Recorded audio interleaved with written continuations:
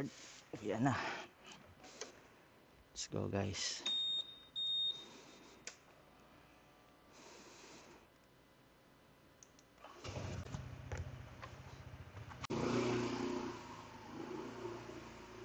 Let's go. So gamit ko nga pala ngayon guys na mic para dito sa Insta360 X4 ko is yung ating KY Pro ng Pridcon KY Pro.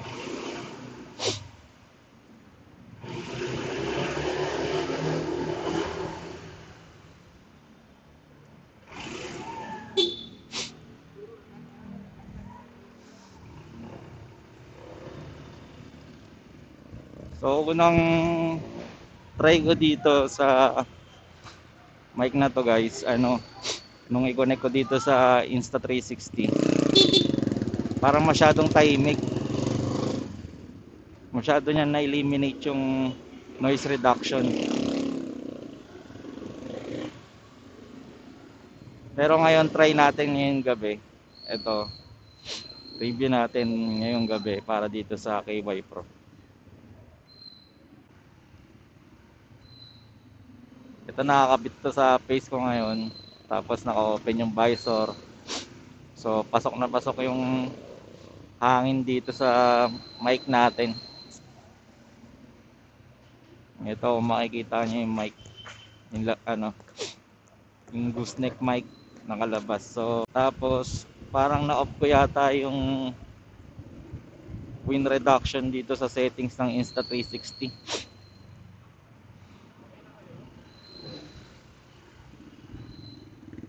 So tingnan natin kung maganda yung quality ng kalalabasan. Itong KY Pro ko pala, nabili ko to nung October yata eh. October yata nabili to para mga ganun.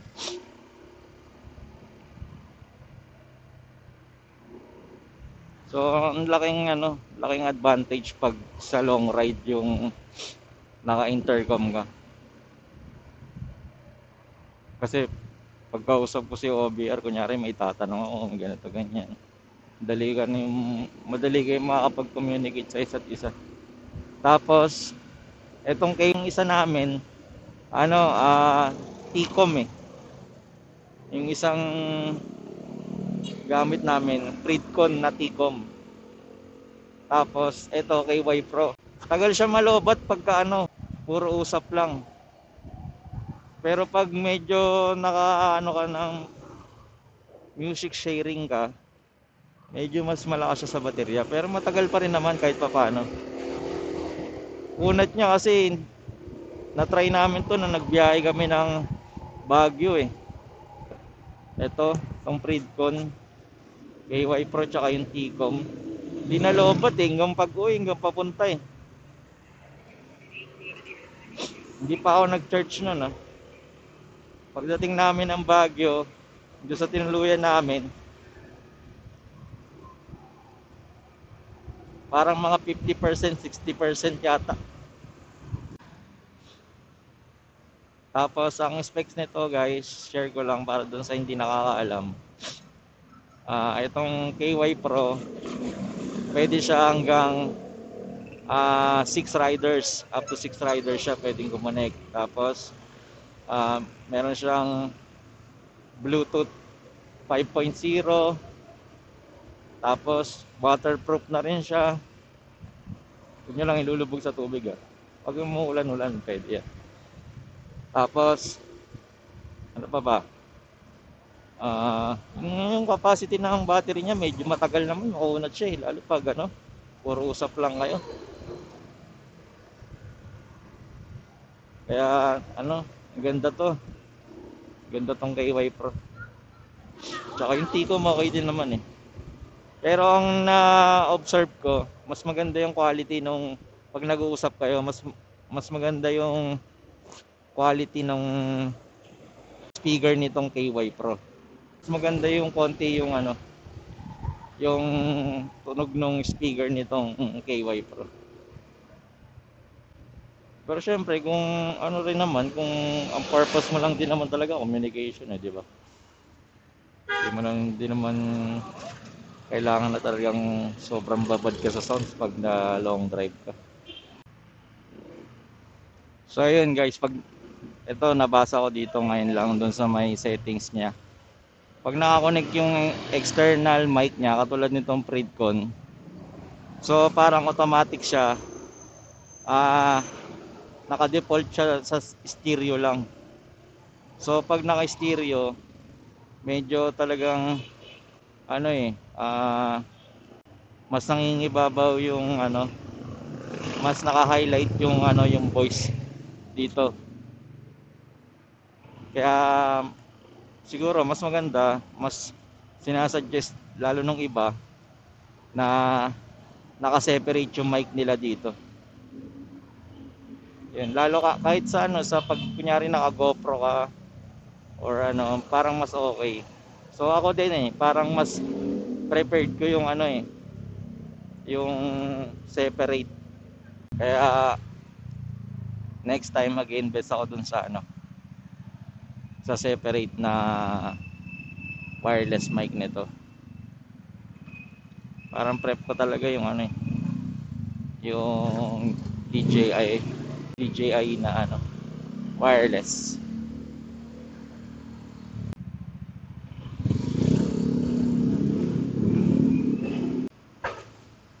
So yun lang yung ibang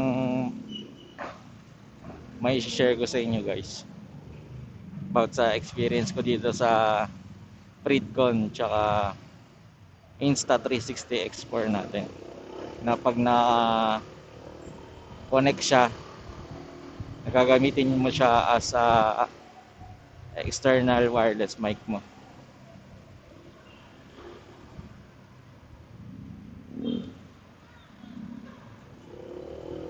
Ngayon guys, pauwi na tayo, magdi-deliver tayo ng ano, ng order na banana bread.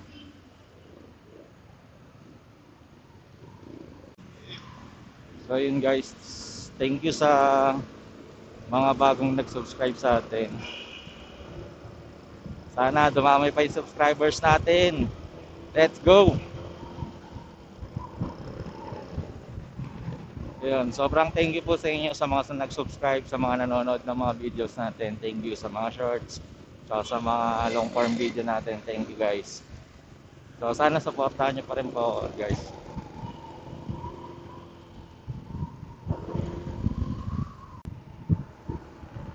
So yun guys, kung may mga question kayo, may mga kunyari babala kayong bumili nitong KY Pro intercom, comment down below lang dyan sa may mga katanungan. Sa Insta360 X4, ayan gamit natin KY Pro Insta360 X4.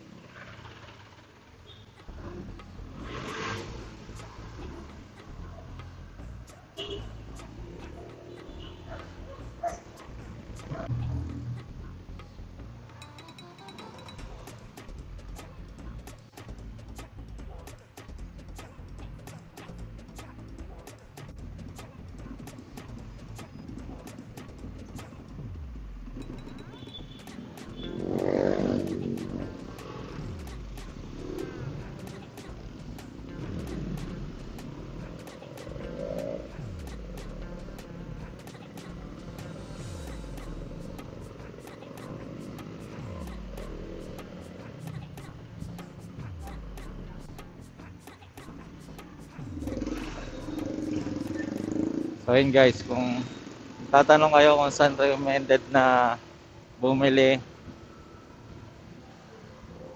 na stores katulad nitong Predcon, mga ganyan, mag Insta360 X4, mga ganyan, mga ginagamit ko sa to, sa pang-vlog ko. Yung mga clamp, yan. Visit nyo yung ano, memory.ph. Yan, yan ako bumibili, dyan ako mo-order. Pati sa TikTok shop nila, dyan ako na-order. Yan. Legit store yan, memory.ph. Magaganda yung mga item nila dyan, tsaka talagang ano, legit. Kaya kung maghahanap kayo ng mga ganyan, mga cameras, mga accessories, mga ganyan, intercom, masasuggest ko, Memory PH. Diyan kayo bumili.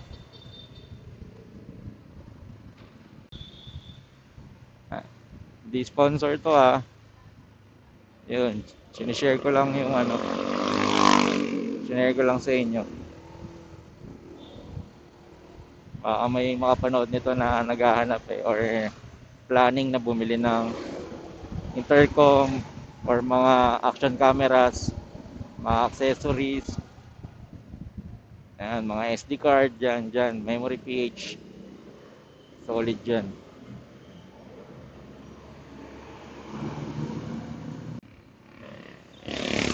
So kung umabot ka sa video na to, napaka-solid mo. Thank you sa inyo guys. Shoutout sa inyo guys.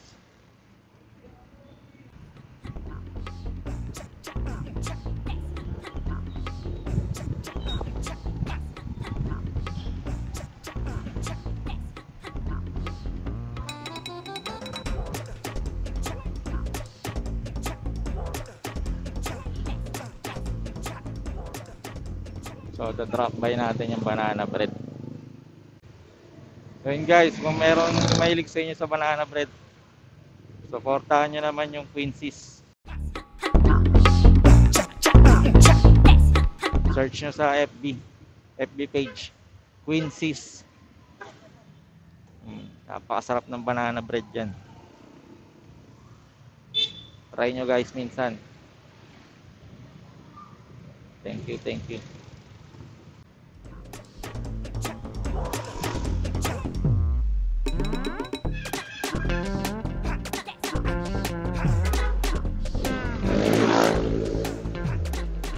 Handa na tayo guys.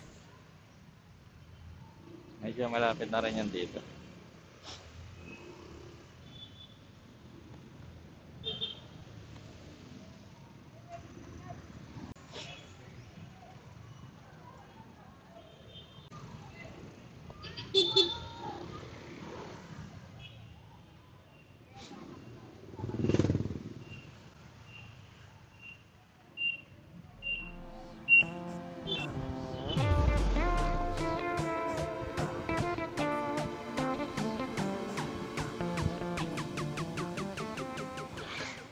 Lapit na tayo guys.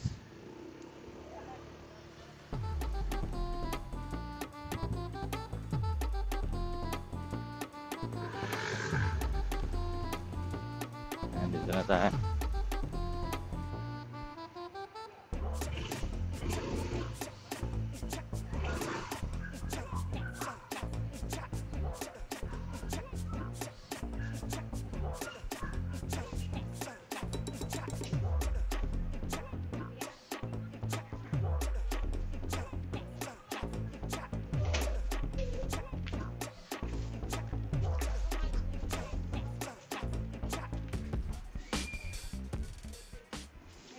Ay. Ito ba? Thank you po. Thank you po ah.